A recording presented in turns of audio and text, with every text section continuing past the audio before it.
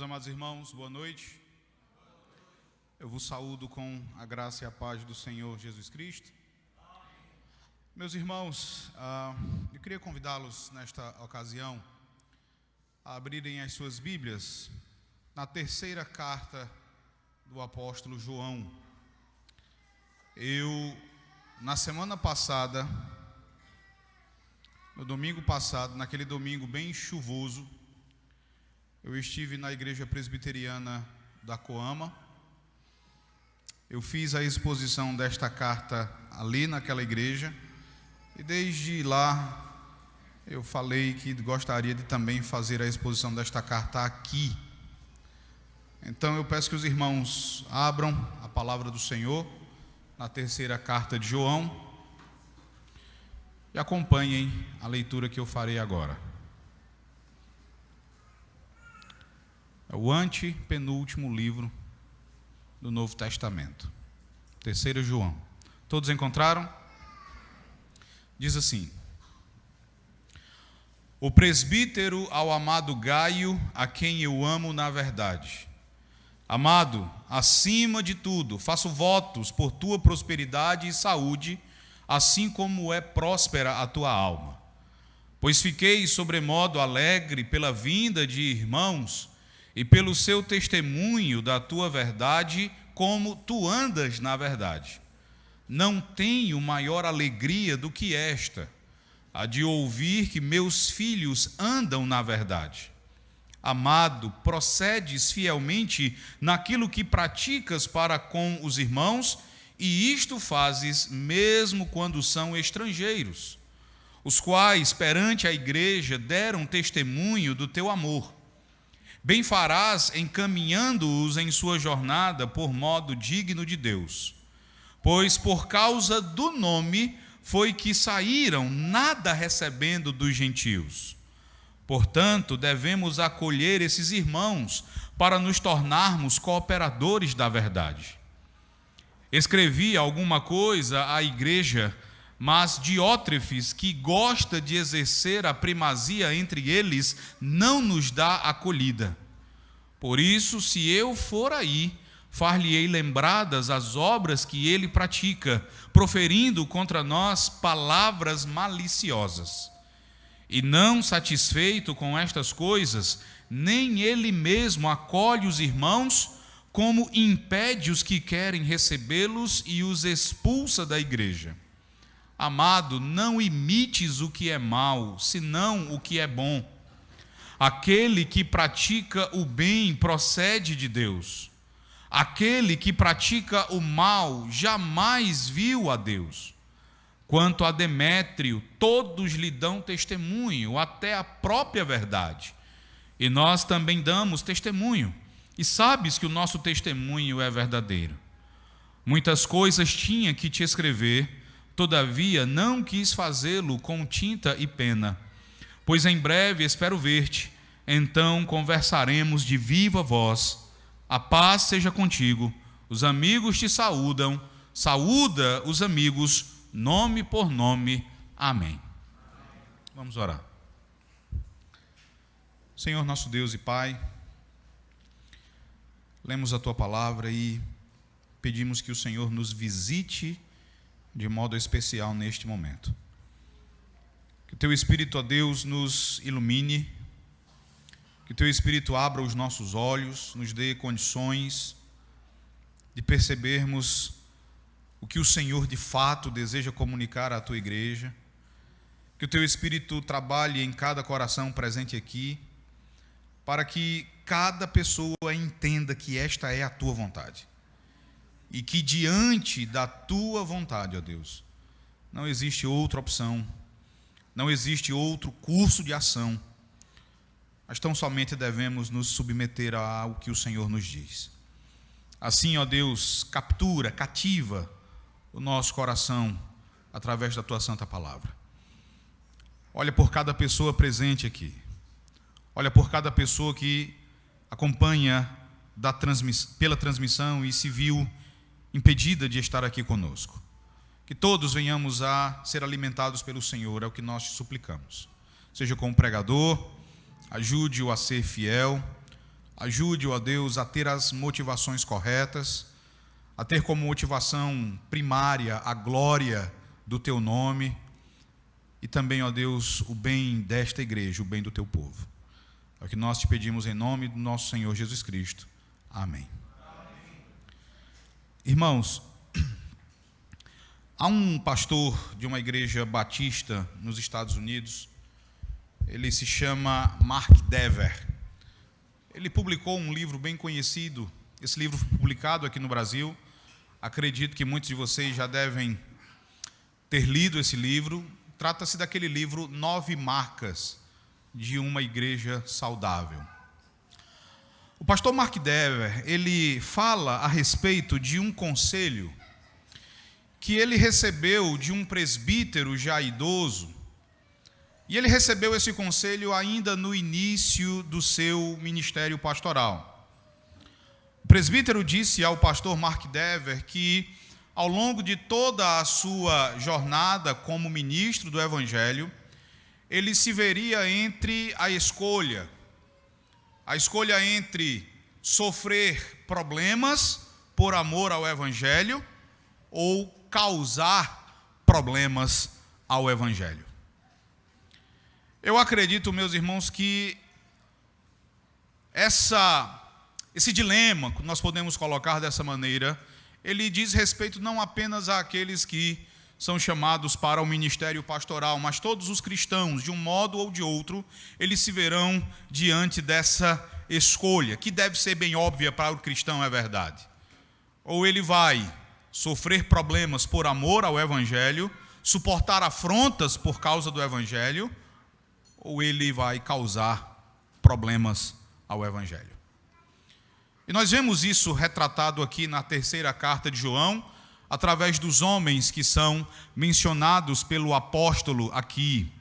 Eu peço que você mantenha a sua Bíblia aberta, pois existem alguns detalhes sobre esta carta que nós precisamos compreender antes de adentrarmos ao conteúdo da mesma. Essa carta, meus irmãos, ela é o menor livro do Novo Testamento. No texto grego, essa carta contém apenas 219 palavras, sendo, portanto, o menor livro do Novo Testamento. E ela é uma carta diferente das demais cartas escritas pelo apóstolo João. Se você ler com atenção 1ª e 2ª João, você verá que essas duas cartas são cartas que foram enviadas a igrejas locais. Então, são duas cartas que foram enviadas a igrejas locais, ao ajuntamento dos cristãos, a determinadas comunidades. Mas quando você olha para a 3ª João, você se depara a uma carta enviada a uma pessoa. Não a uma igreja agora, mas a um indivíduo, um cooperador do apóstolo João, um filho na fé do apóstolo João chamado Gaio. Nós não temos como saber quem exatamente era Gaio, porque quando você lê o Novo Testamento, você vai se deparar pelo menos a 3 homens diferentes que receberam esse nome. Se você ler, por exemplo, Atos, capítulo 19, versículo 29, capítulo 20, versículo 4, ali há um homem chamado Gaio. Se você avançar para Romanos, capítulo 16, verso 23, e a 1 Coríntios, capítulo 1, verso 14, você se deparará a outros 2 Gaios, a outros 2 homens que tinham esse nome. Então, nós não temos como saber exatamente quem é esse Gaio que recebeu esta 3ª carta do apóstolo João. A única coisa que nós podemos saber a respeito desse homem é que ele desempenhava alguma função de liderança, ele era provavelmente um presbítero em alguma igreja local, e ele era filho na fé do apóstolo João, como vocês podem perceber aí no versículo 4. Se você olhar para o verso 4, e eu peço que você faça isso, você verá o apóstolo João dizendo que não tem maior alegria do que a de ouvir que os seus filhos andam na verdade. Então, a indicação que nos é feita é que Gaio, este homem, este líder, que recebe esta carta, ele era um discípulo, ele era um filho do apóstolo João. E qual foi, irmãos, o objetivo de João? Qual foi o propósito do apóstolo João ao enviar essa carta a Gaio? O apóstolo João, ele tinha o objetivo de encorajar Gaio e também encorajar outro homem chamado Demétrio, por causa da maneira piedosa, por causa da maneira santa, como ambos se conduziam em meio à comunidade dos fiéis. Então João deseja, num primeiro momento, encorajar Gaio e também recomendar o bom exemplo de Demétrio. João também deseja instruir Gaio a respeito de como ele deveria tratar e de como ele deveria encaminhar pregadores itinerantes, missionários que haviam sido enviados pelo próprio apóstolo João. Esses missionários relataram a João acerca da fidelidade de Gaio, mas eles também falaram a João, irmãos, a respeito das ações de outro homem, um homem chamado Diótrefes. Esses missionários, em contato com João, deram bom testemunho acerca de Gaio, mas também falaram a respeito da dureza, da rudeza e da arrogância de outro líder da igreja, um homem chamado Diótrefes. E João também tem o objetivo de corrigir esse procedimento de Diótrefes e de avisar uma possível ida de João para então confrontar Diótrefes face a face.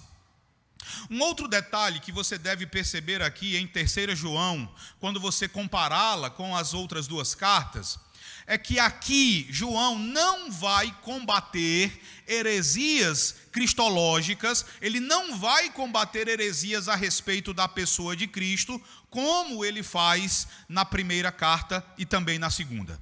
Se você lembrar, o apóstolo João, em 1 João e em 2 João, ele vai combater pregadores que tinham saído mundo afora, negando que Jesus Cristo havia vindo em carne. João vai dizer que quem ensina que Jesus Cristo não veio em carne, esse é o anticristo, esse é um falso mestre, um falso profeta. Ele não faz isso aqui em 3 João. Em 3 João não há nenhum herege ao qual o apóstolo João se opõe. Aqui, meus irmãos, João vai precisar lidar com um membro da igreja que está se colocando contra o apóstolo.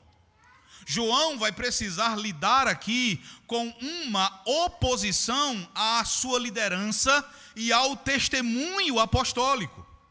Em uma igreja na Ásia Menor, provavelmente em Éfeso ou próximo de Éfeso, havia um líder da igreja, um homem chamado Diótrefes, que havia se desviado do rumo. Irmãos, Diótrefes não estava ensinando falsa doutrina.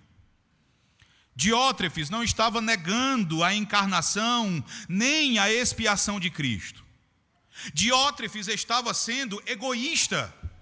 Diótrefes estava agindo com orgulho, com soberba, de maneira obstinada. Ele se recusa a seguir os ensinamentos de João. Ele se recusa a demonstrar hospitalidade aos pregadores do evangelho que passavam pela igreja. Diótrefes chegou ao ponto de expulsar da igreja esses missionários e muito provavelmente ele chegou a expulsar da igreja os membros da igreja que haviam demonstrado hospitalidade a esses pregadores do evangelho. Então, meus irmãos, o grande problema aqui em 3 João é a autoridade e o abuso dessa autoridade na igreja.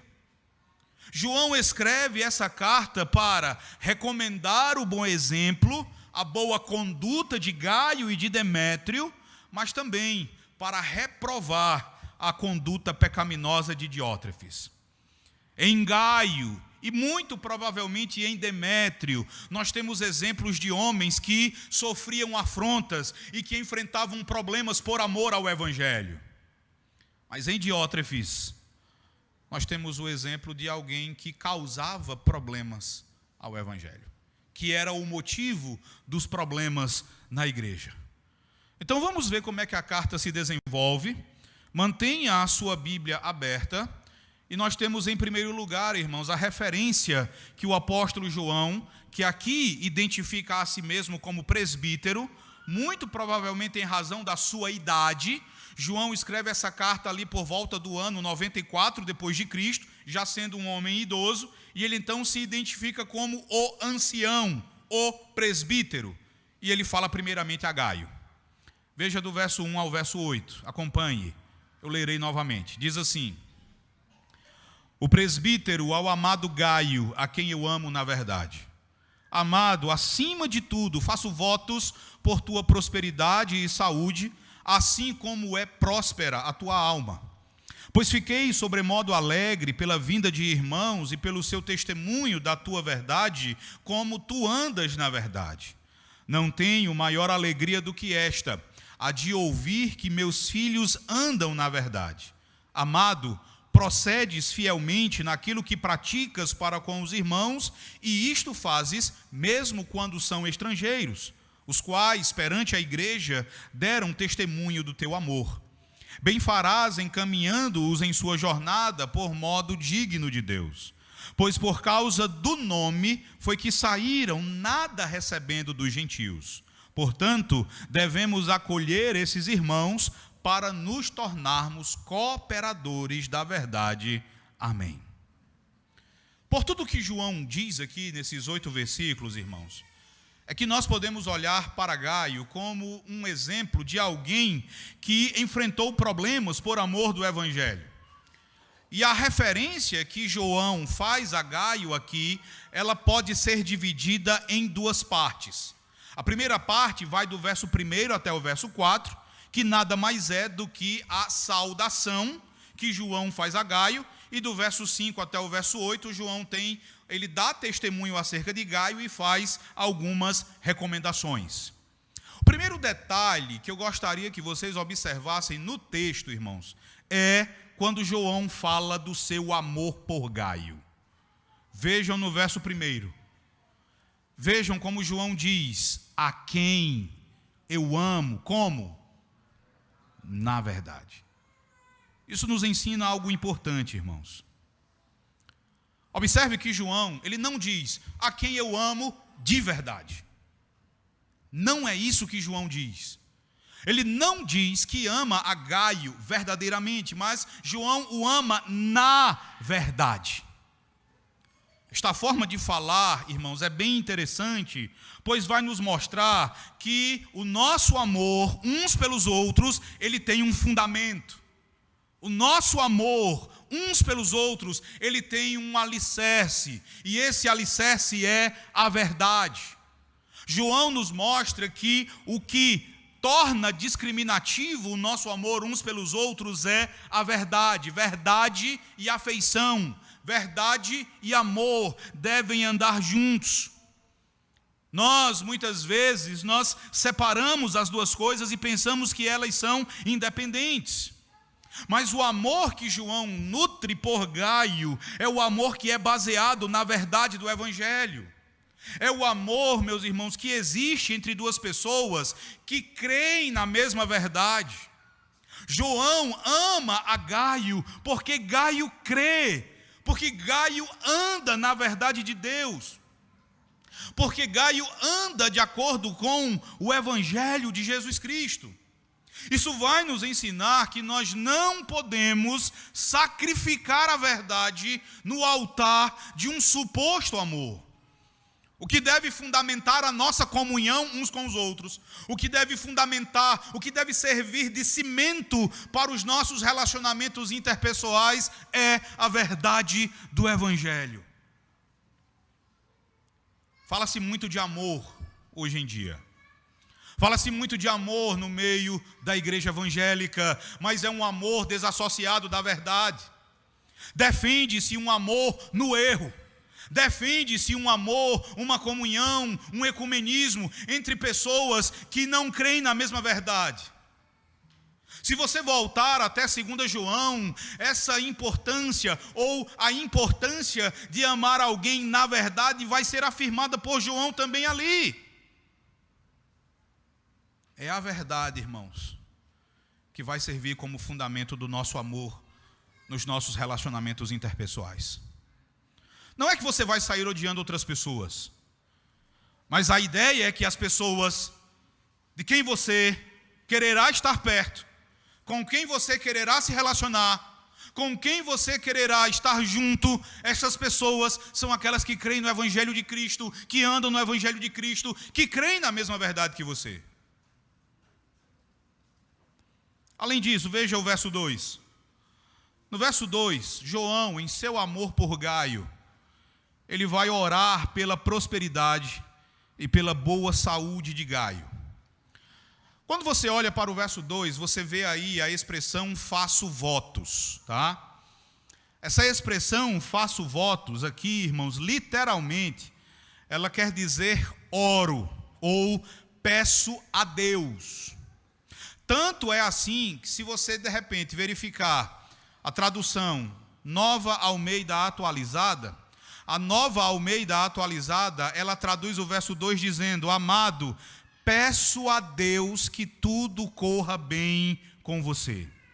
Então João não está falando como nós falamos muitas vezes: olha, eu desejo, não é, que tudo vá bem com você, ou eu faço votos, não é, pela tua prosperidade. Ele está dizendo literalmente: eu oro, meu amado irmão, pela tua saúde, eu oro pela tua prosperidade.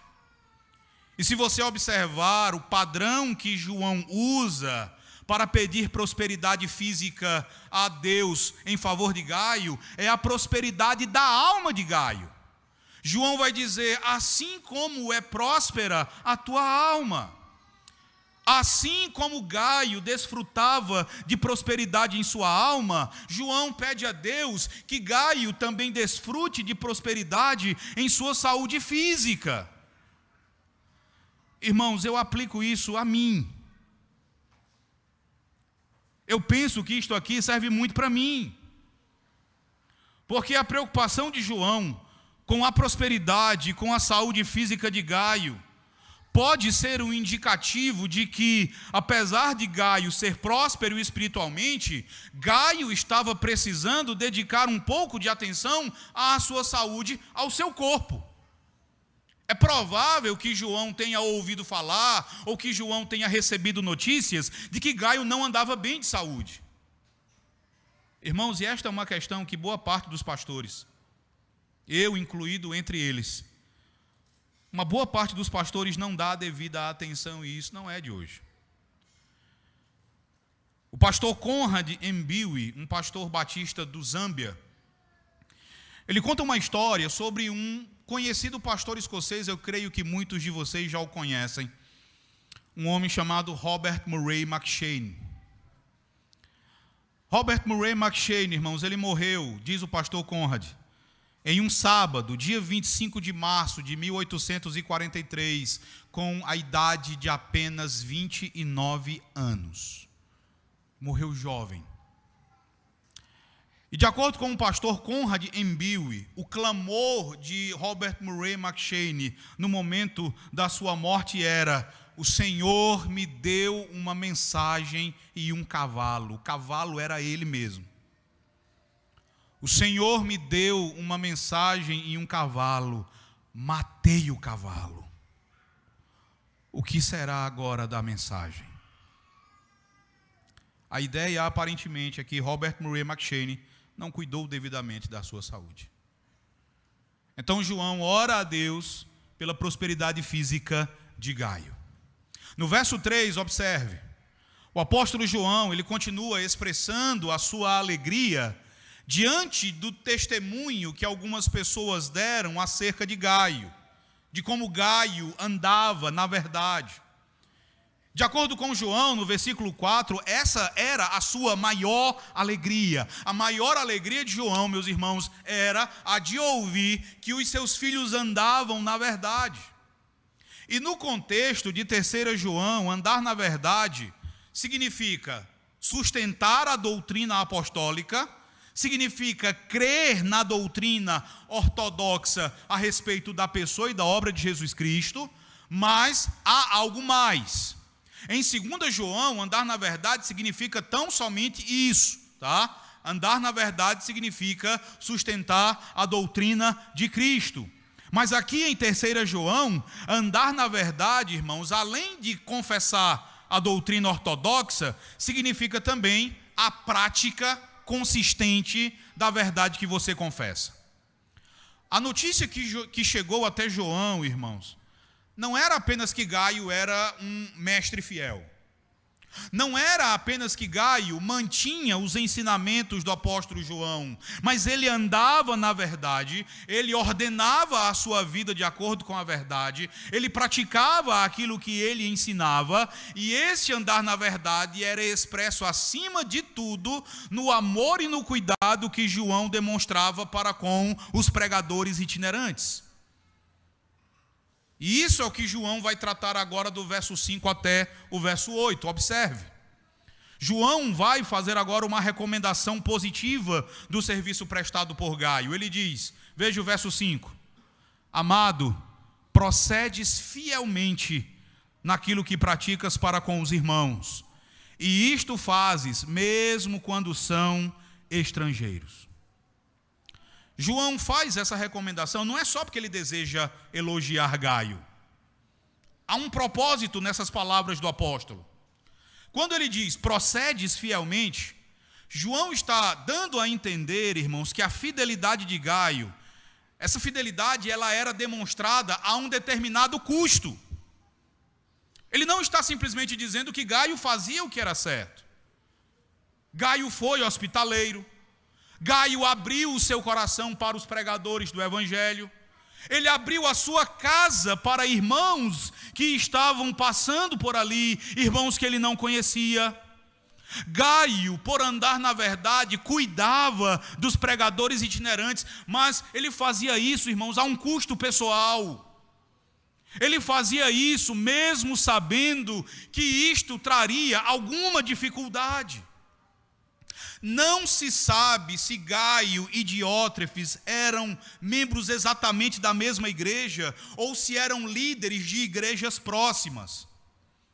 Até porque lembre que naquele período você vai ter em uma mesma cidade e em casas distintas a igreja se reunindo. Então não se sabe se Gaio e Diótrefes eram da mesma igreja local ou se eram de igrejas próximas, talvez na mesma cidade.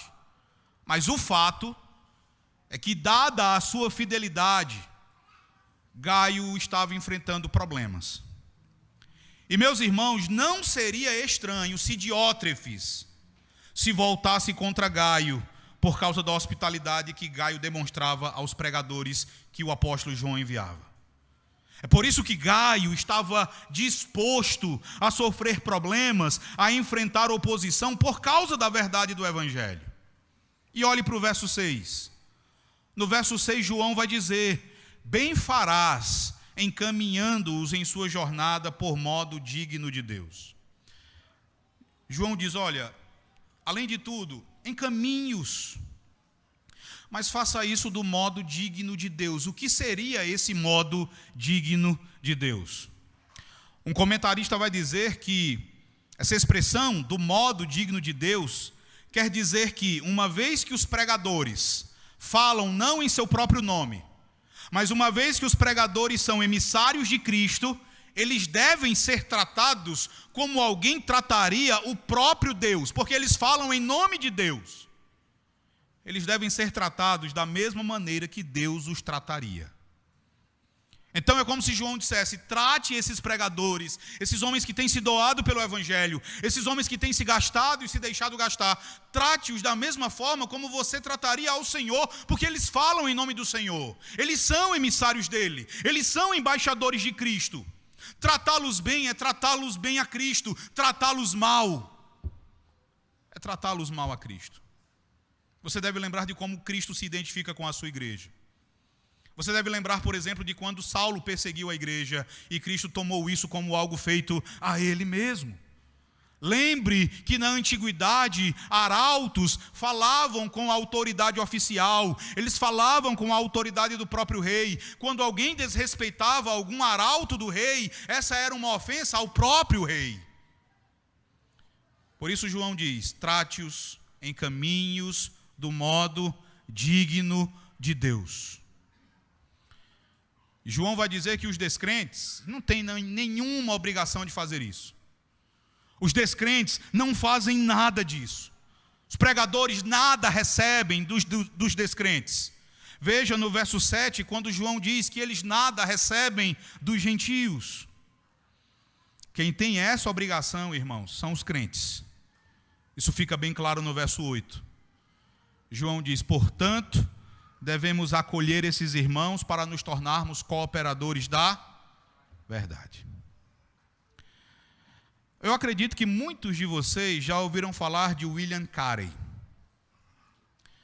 William Carey foi missionário, pioneiro na Índia durante pelo menos 40 anos. Ele fez missões na Índia e ele tinha vários irmãos que eram os seus mantenedores e que haviam permanecido na Inglaterra. Eram irmãos que sustentavam o trabalho de William Carey ali na Índia. E Carey os chamava de, eles são os seguradores da minha corda, eles que seguram a minha corda. Ele dizia que fazer missões era como descer em um abismo para resgatar almas moribundas que estavam no fundo desse abismo. Ele se aventurava descendo por essa corda. E esses homens que estavam na Inglaterra e o sustentavam e o mantinham ali, eram os homens que seguravam essa corda pela qual ele descia.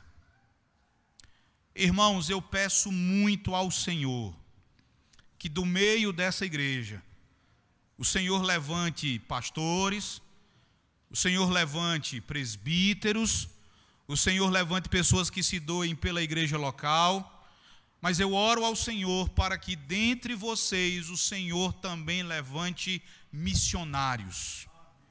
Pessoas que se disponham a ir a outros lugares. Pessoas que se disponham a ir a outras cidades, a outros estados, a outras culturas, a outros países pregando o Evangelho de Cristo. Mas, meus irmãos, muitos de vocês jamais sairão para um campo missionário. Apesar disso, todos vocês podem ser cooperadores da verdade. Mesmo quem não vai para um campo missionário pode se tornar cooperador da verdade. Nós podemos fazer isso orando pelos missionários que estão nos campos.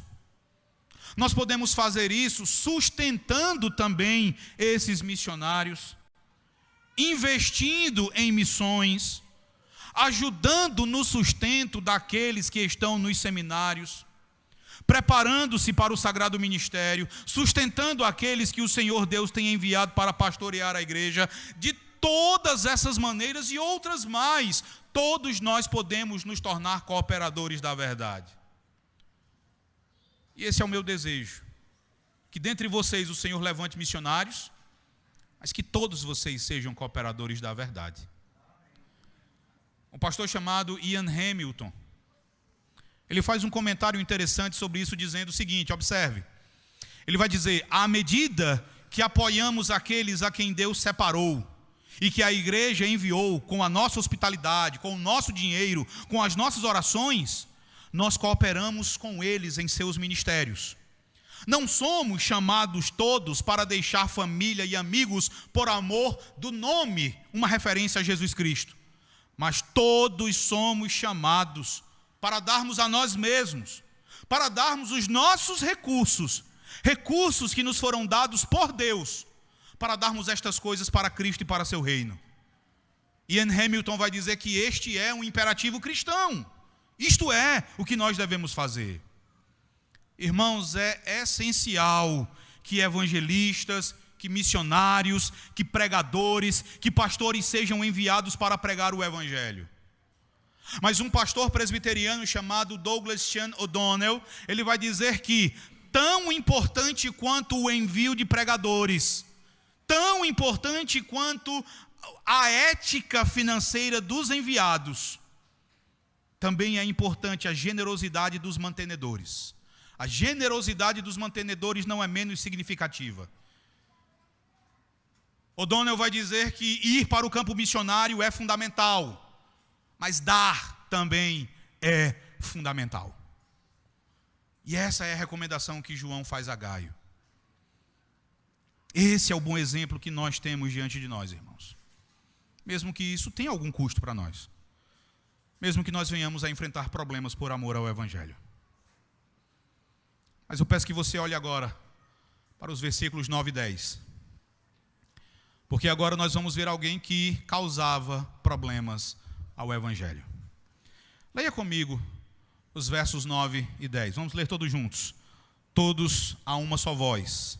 A palavra de Deus diz assim: escrevi alguma coisa à igreja, mas Diótrefes, que gosta de exercer a primazia entre eles, não nos dá acolhida. Por isso, se eu for aí, far-lhe-ei lembradas as obras que ele pratica, proferindo contra nós palavras maliciosas. E não satisfeito com estas coisas, nem ele mesmo acolhe os irmãos, como impede os que querem recebê-los e os expulsa da igreja. Irmãos, Gaio é um excelente exemplo de um pastor, de um líder, que está disposto a sofrer pelo Evangelho. Ele é um excelente exemplo de alguém que está disposto a enfrentar problemas por causa do Evangelho. Mas agora, esse homem que é mencionado pelo apóstolo João é o exato oposto. Diótrefes, irmãos, é o exemplo perfeito de um homem que tem a resoluta disposição de causar problemas para a obra do Evangelho. E tão séria era a situação, que quando você olha para o versículo 11, João vai dizer a Gaio: amado, não imites o que é mal. Quando João diz, não imites o que é mal, esta é uma referência a Diótrefes. É como se João dissesse, não faça o que ele faz, não siga o caminho dele, não imite Diótrefes nas suas obras. E aí você pergunta, mas qual era, o grande problema com Diótrefes? De acordo com o velho apóstolo João, irmãos, o idoso, o ancião, existiam pelo menos 4 problemas com Diótrefes. O primeiro problema, veja no verso 9, João vai dizer que escreveu alguma coisa para ser lida na igreja onde Diótrefes era líder, mas Diótrefes não acolheu a escrita ou não acolheu o escrito do apóstolo João. Tente imaginar essa cena.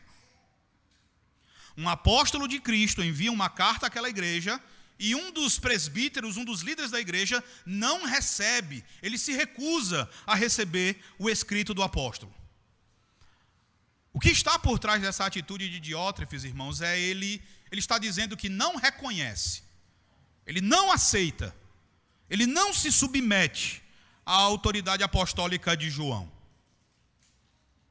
Ele se julga independente. Ele não havia acolhido a carta enviada por João e ele também não acolhia os missionários enviados por João.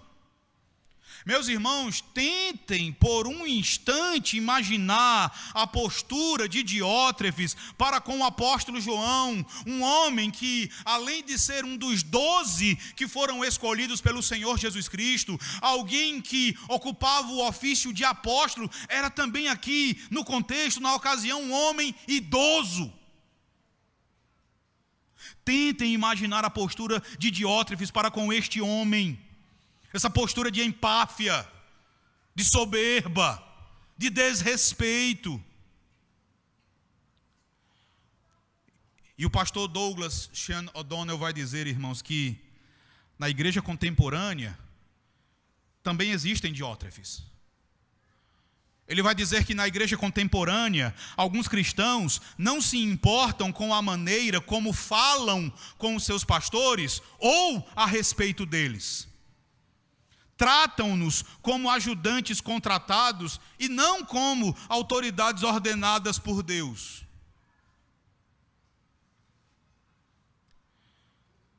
Mas ainda mais sério era o que ocorria com Diótrefes em relação a João.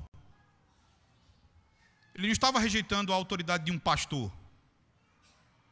Ele rejeita a liderança apostólica. E rejeitar a liderança apostólica era rejeitar os oficiais que detinham a liderança teológica, a liderança moral e a liderança pastoral sobre as igrejas de Jesus Cristo no primeiro século. E aí você pergunta, mas o que foi que levou Diótrefes a fazer isso? O que era que estava por trás dessa ação de Diótrefes? E aqui você tem o segundo problema identificado por João. Irmãos, Diótrefes não deu acolhida ao que João escreveu, ele não acolheu os missionários, e isso era apenas um sintoma de um problema bem mais profundo. Diótrefes não reconhecia a autoridade de João por causa de um problema enraizado, entranhado em seu coração. O problema por trás dessa atitude de Diótrefes era a soberba. Veja no verso de número 9, observe, quando João vai dizer que Diótrefes, ele gostava de quê? De exercer a primazia entre eles. As palavras de João são muito interessantes, irmãos. Vejam quando João diz, Diótrefes, que gosta de exercer a primazia entre eles. Deixa eu compartilhar um detalhe com vocês sobre essa frase em si. Aqui no texto, João vai usar um particípio. Aí você vai dizer, eu conheço particípios, eu sei qual é a função de um particípio. Tem uma diferença muito interessante entre um particípio na língua portuguesa e um particípio na língua grega, que é a língua do Novo Testamento. Um particípio, meus irmãos, na língua em que João escreveu, não funciona apenas como um verbo. Não é apenas um modo verbal. Na língua do Novo Testamento, um particípio é um adjetivo verbal. Ele funciona como um verbo, mas ele também vai funcionar como um adjetivo. E é o caso aqui. Veja toda essa frase.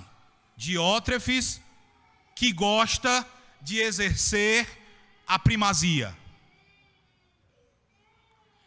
Essa frase inteira, meus irmãos, é só uma palavra que João usa. É só um particípio. E esse particípio que vai funcionar aqui como um adjetivo, significa que Diótrefes, ele era conhecido por isso. Você de repente diz assim, não, eu vou falar com o presbítero fulano, aí outra pessoa diz, mas quem é o presbítero fulano? Você aponta então uma característica. Você aponta talvez a característica mais saliente daquele presbítero. Olha, quem é o presbítero Jairo? É aquele bem alto, né? Aliviei, tá? É aquele bem alto. Então, quando você não sabe e quer dar uma referência, você aponta uma característica. Quando João diz isso aqui, ele está dizendo que essa é a característica de Diótrefes. É por isso que Diótrefes é mais conhecido. Então, irmãos, gostar de exercer a primazia não era um problema só nesse momento. Não foi só um lapso. João está dizendo que Diótrefes era assim. Essa era a índole dele. Esse era o jeito de ser de Diótrefes. Isso estava entranhado em seu coração. Ele amava ser o líder. Ele amava estar em primeiro lugar na igreja. Ele amava exercer autoridade. Ele desejava governar a igreja sozinho. E por isso ele rejeitava a autoridade de João. Ele gostava de controlar as coisas. Ele gostava de controlar as pessoas, como acontece muito nos dias de hoje.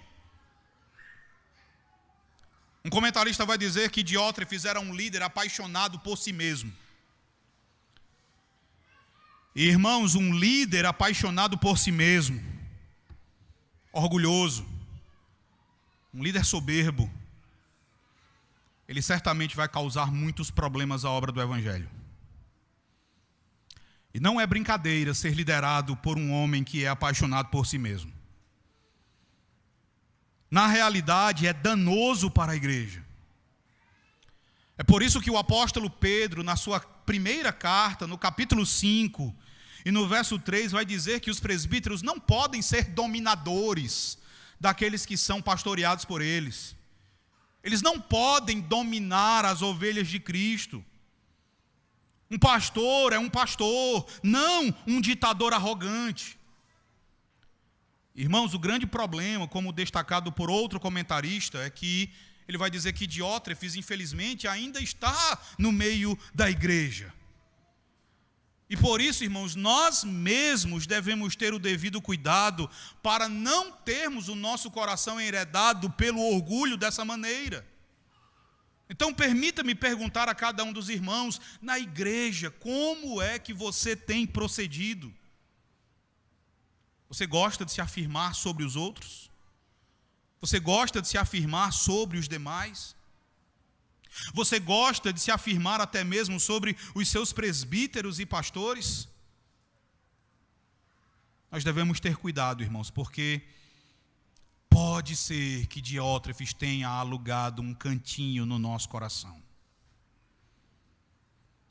E isso nos leva ao terceiro problema identificado por João. Veja o verso 10. No verso 10, João vai dizer, leia comigo: por isso, se eu for aí, far-lhe-ei lembradas as obras que ele pratica, proferindo contra nós palavras maliciosas. Veja quando João diz, proferindo contra nós. Então, não era apenas João, mas muito provavelmente João, os missionários enviados por João, o próprio Gaio, eram alvo da maldade de Diótrefes.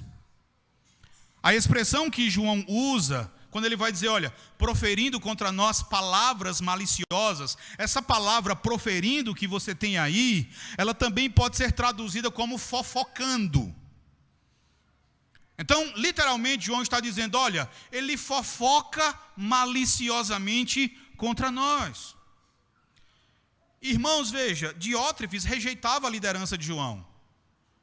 Uma vez que ele rejeita a liderança de João, ele precisa falar mal de João para tentar justificar a rejeição da autoridade do apóstolo. É como se ele dissesse, eu não acolho o que João escreve porque João não é digno. O objetivo de Diótrefes, irmãos, é minar a autoridade de João.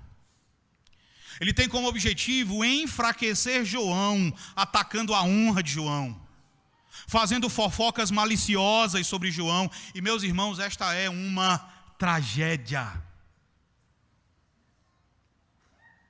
Não há pecado mais comum contra os líderes da igreja do que a calúnia, do que a fofoca. Às vezes essa fofoca ela é cometida até por outros líderes da igreja. Não há pecado mais comum contra os líderes da igreja. E, meus irmãos, a calúnia é uma ofensa muito séria. Lembre de Tiago, o irmão do Senhor, na sua carta. Em Tiago, capítulo 3, ele vai nos deixar um alerta no sentido de que se a língua não for domada, ela vai colocar fogo em tudo. E aqui você tem uma igreja, a igreja de Diótrefes.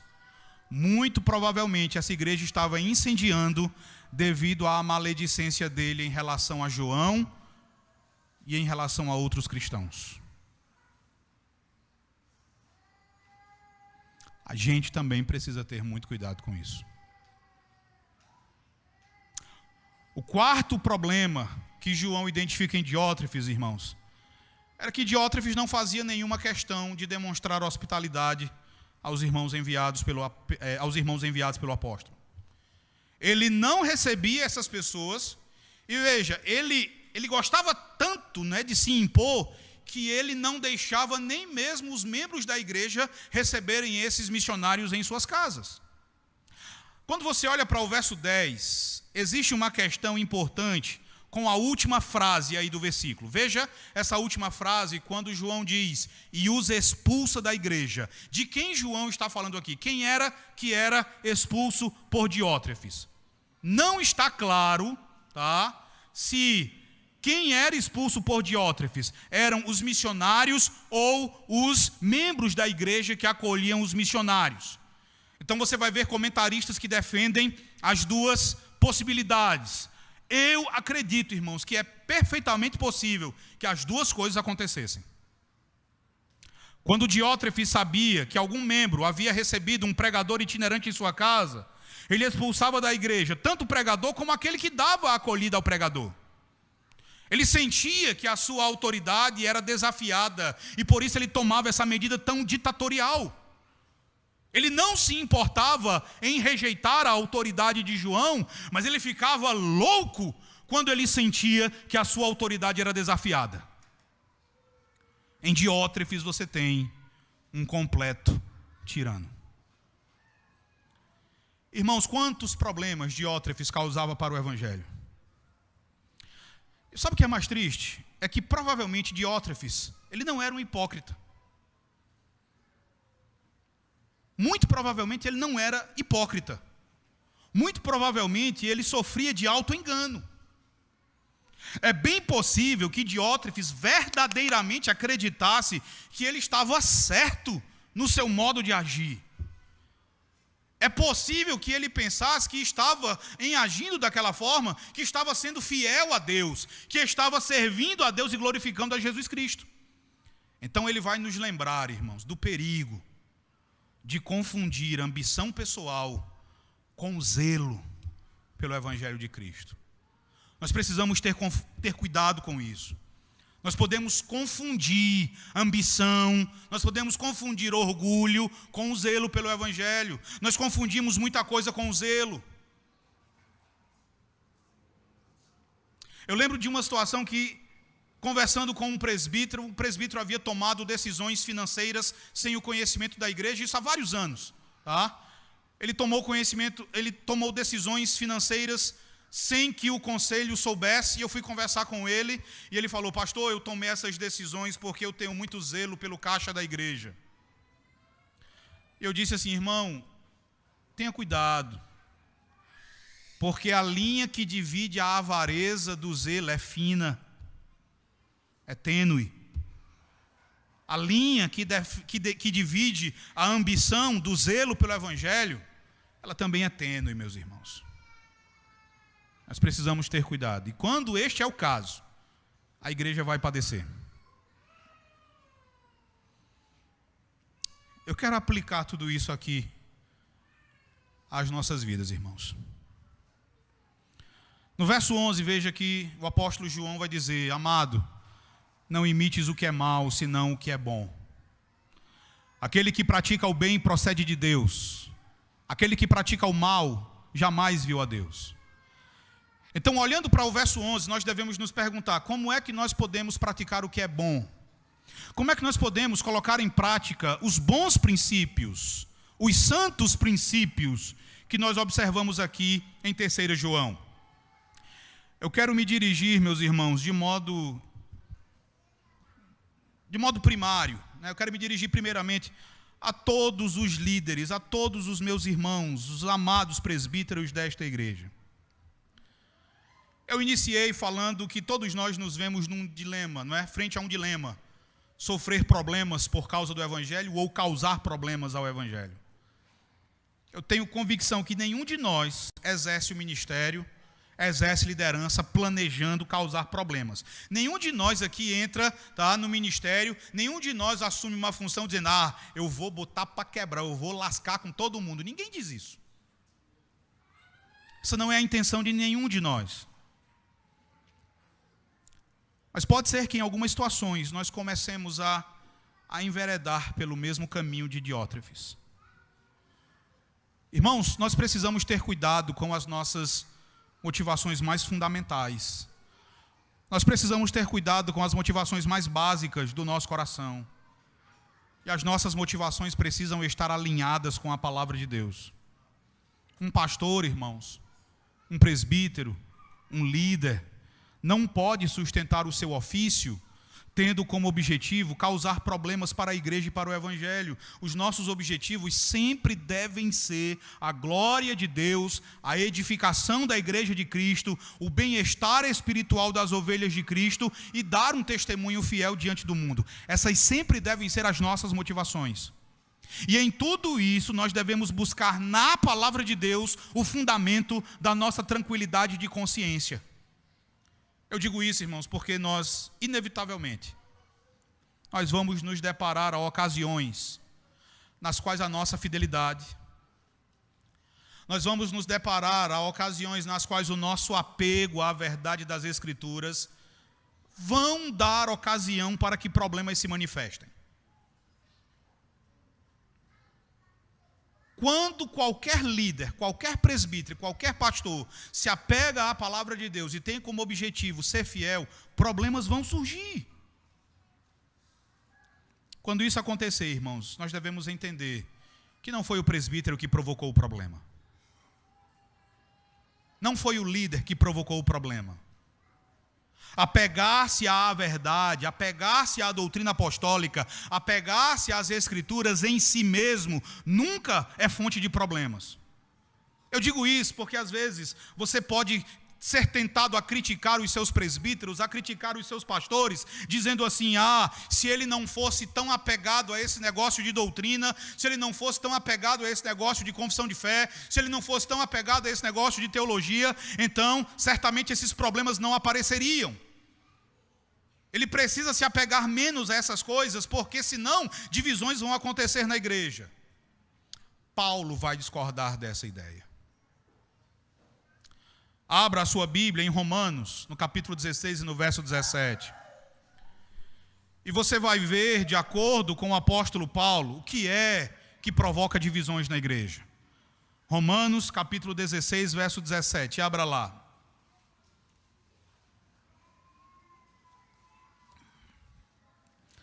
Romanos 16, verso 17.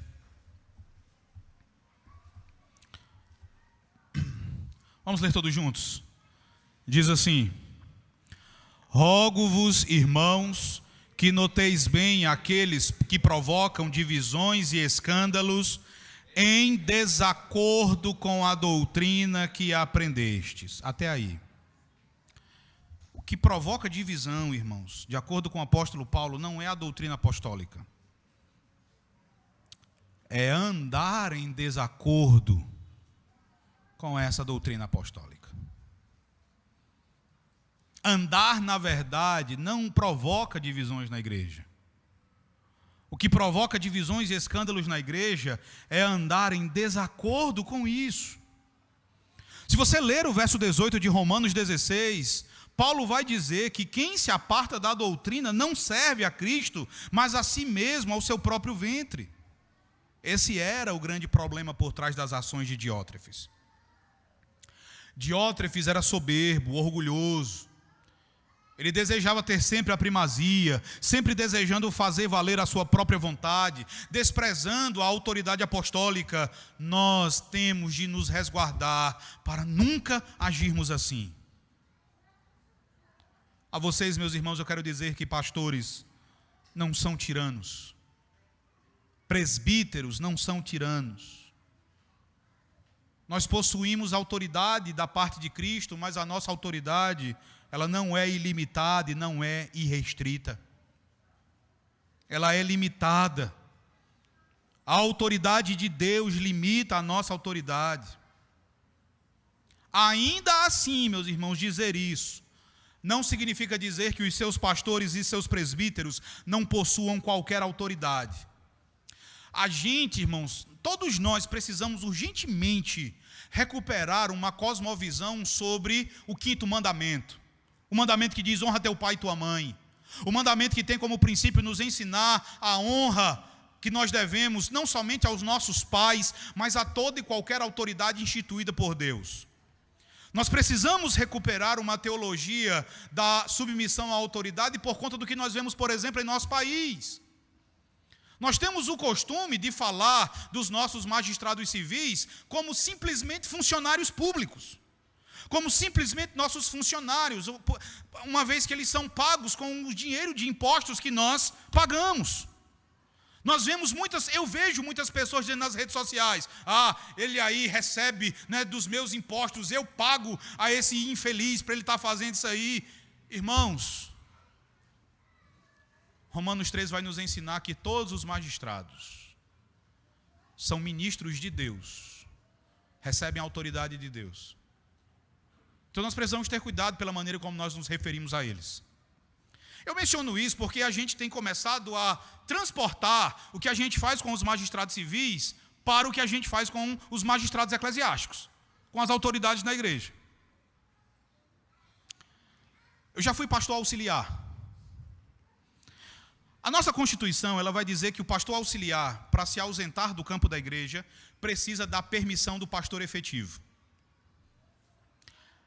Eu precisava fazer um módulo do mestrado lá em São Paulo e eu pedi permissão ao pastor efetivo. Ele permitiu, pode viajar, eu viajei.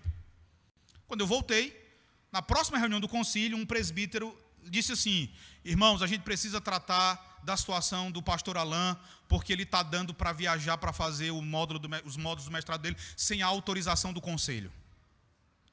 E aí eu disse: não, presbítero, mas está tudo certo, porque a Constituição vai dizer que eu preciso da permissão do pastor efetivo. Eu conversei com o pastor fulano, ele autorizou, está tudo bem, viu? Eu não fiz nada sem autorização, não. Ele olhou para mim e disse: quem paga o seu salário é a gente, não é o pastor efetivo.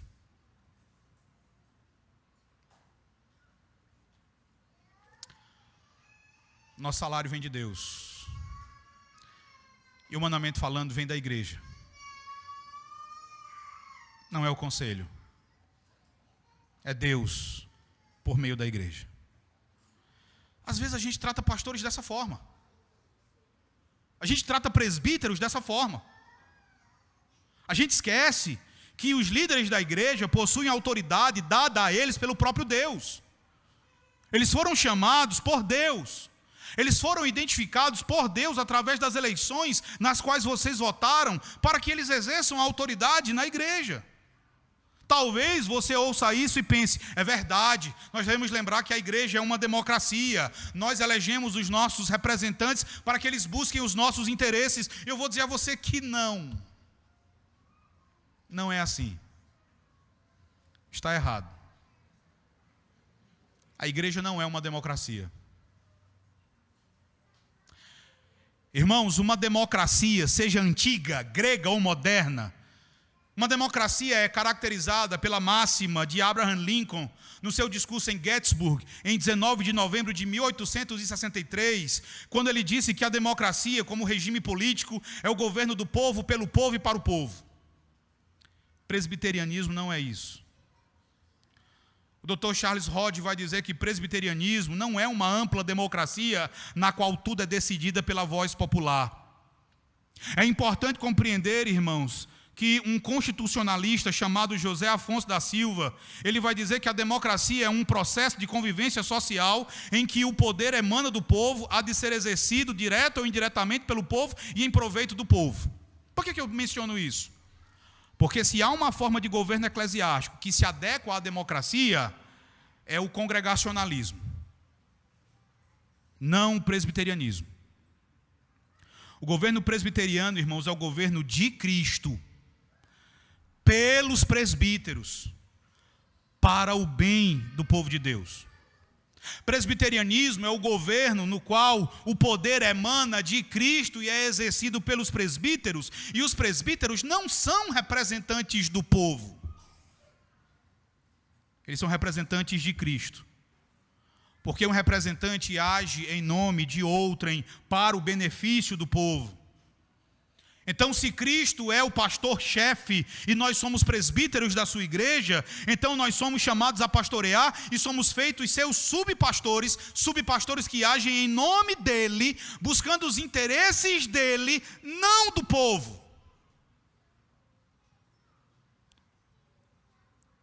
Nós confundimos muitas vezes o que é melhor para nós mesmos. Cristo não confunde. Então nós buscamos os interesses dele para o benefício da igreja. A vocês, meus queridos irmãos, eu quero dizer: entendam que não existem diótrefes apenas na liderança da igreja. Nós vimos que o orgulho de Diótrefes era a característica marcante da sua pessoa. Era o que o distinguia. Diótrefes não se tornou soberbo e desrespeitoso apenas depois de ascender a uma posição de liderança. Diótrefes sempre o foi. A posição de liderança foi apenas a circunstância na qual esse orgulho se mostrou de maneira explícita. Eu digo isso, irmãos, porque pode ser que em nosso coração hoje, independentemente de você exercer liderança ou não, pode ser que em nosso coração hoje, agora, habite um Diótrefes. E esse Diótrefes que habita o nosso coração faz com que desejemos fazer valer a nossa vontade. Faz com que a gente queira impor a nossa vontade, os nossos desejos. Faz com que tentemos impor essas coisas até sobre os nossos presbíteros e sobre os nossos pastores. Esse Diótrefes faz com que nós desprezemos a autoridade pastoral, assim como Diótrefes desprezou a autoridade do apóstolo João. Esse Diótrefes faz com que nós usemos de maledicência em relação aos nossos presbíteros e pastores. Irmãos, esse ano eu completei, no dia 7 deste mês, eu completei 16 anos de ministério pastoral ordenado. Eu fui ordenado aqui, na Igreja Presbiteriana do Cruzeiro do Anil, em 7 de janeiro de 2007. Ao longo destes 16 anos, irmãos, eu já passei por muita coisa. Eu já cometi muitos erros. Eu já pequei muitas vezes. Eu fui aconselhado muitas vezes. Eu fui repreendido muitas vezes por pastores mais velhos, mais experientes, mais sábios, pastores que eu amo muito. Eu já perdi uma eleição. Eu já tive alguém me tratando como empregado, dizendo ser a pessoa que pagava meu salário. Eu já tive pregações ignoradas. Eu já tive conselhos negligenciados. Mas, irmãos, essas coisas não doeram tanto. Não doeram tanto. Nenhuma dessas dificuldades me doeu tanto quanto ocasiões nas quais eu fui objeto de maledicência. A maledicência de Diótrefes machucou o apóstolo João, um homem idoso. A maledicência de Diótrefes, irmãos, fez com que esse homem idoso, chamado por Jesus na sua juventude de filho do trovão, fez com que esse homem desejasse trovejar novamente sobre Diótrefes. Então, em nome de Jesus, irmãos, eu quero apelar a todos vocês. Não hajam como Diótrefes. Não hajam como Diótrefes. Vocês vão discordar de mim muitas vezes. Vocês vão discordar dos seus presbíteros muitas vezes. Vocês não vão me entender muitas vezes. Vocês não vão entender o seu conselho muitas vezes. Eu vou falhar com vocês muitas vezes. Eu disse isso aqui, irmãos, no dia da minha posse em 2014. Eu disse a vocês que eu iria errar, que eu iria pecar. De lá para cá eu já errei, eu já pequei, eu já falhei. E eu ainda vou fazer isso, viu? Eu digo isso com tristeza, porque não é o que eu quero. Mas eu vou fazer. Eu vou dizer algo a você, sem qualquer intenção de machucar você, mas que vai machucar você talvez.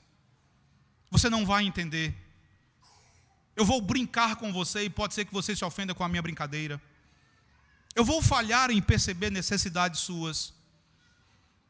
Eu vou deixar de procurar você achando que está tudo bem, quando na verdade você está aflito, tudo que você queria talvez era que eu procurasse você. Isso vai acontecer.